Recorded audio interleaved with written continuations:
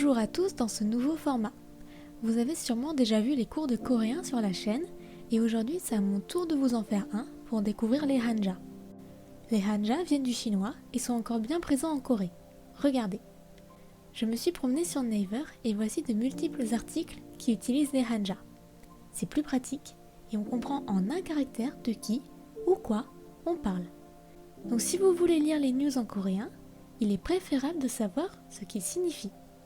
Dans ce cours, nous allons nous intéresser aux nombres. Les voici. Comme vous pouvez le voir, ils sont dans l'ensemble assez faciles à retenir. On va se focaliser sur les nombres de 1 à 10. Pour ce qui est du 1, il s'agit d'une ligne horizontale.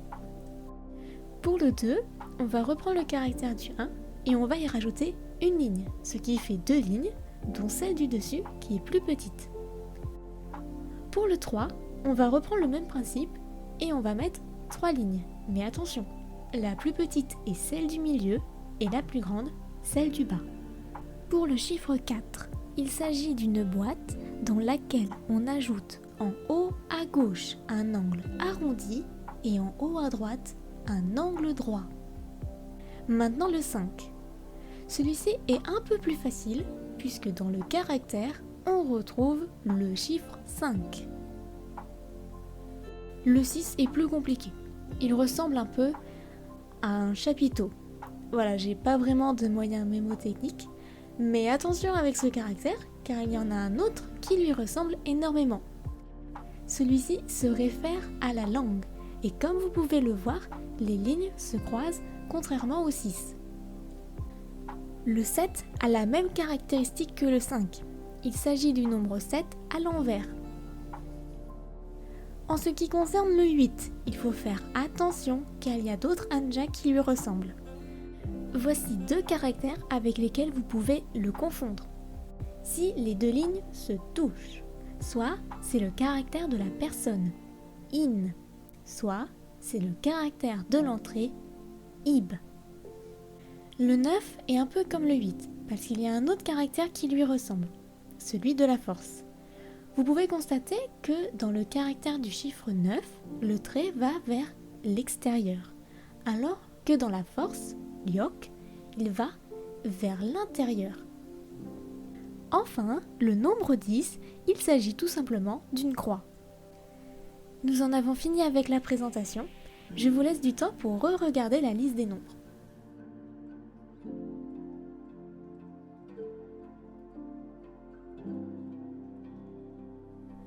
Maintenant, vous savez reconnaître les nombres de 1 à 10. Et vous pouvez aussi lire jusqu'à 99. Comment ? Voici quelques exemples. Le premier correspond au 13. On prend le 10 auquel on ajoute 3 après. Et le deuxième exemple correspond au 30. On positionne le chiffre 3 devant le 10. Mais qu'en est-il du 0 ? Le 0, le voici. Je vous propose maintenant de regarder des phrases d'exemple pour voir si on a bien assimilé les hanja. Première phrase. 그녀는 토끼 말이 기른다. 그녀는 토끼 말이 기른다. Qu'est-ce qu'on remarque ? On remarque que le caractère a 3 lignes horizontales. Donc il s'agit du chiffre 3. Ce qui nous donne 그녀는 토끼 세 마리 기른다. On traduit 그녀, la fille, 토끼, le lapin, 세 마리, 3 animaux, 기른다, élever, avoir. La fille élève ou a 3 lapins. Passons maintenant à la deuxième phrase d'exemple. 언니는 쌀이에요. 언니는 쌀이에요. Alors ici, on remarque qu'il y a plusieurs caractères.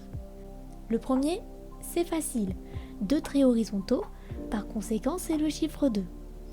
On se souvient que la croix, c'est 10, et enfin dans le dernier, on remarque qu'il y a le 5, donc il s'agit tout simplement du 5. Si le 2 avait été placé après le 10, on aurait su que c'était 12. Mais là, il est avant. C'est le 20.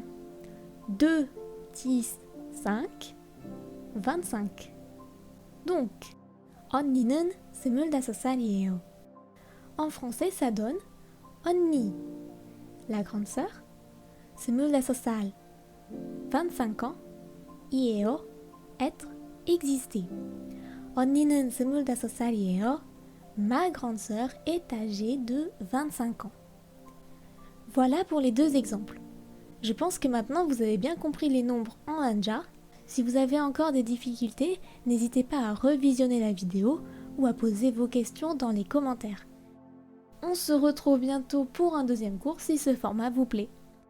À bientôt.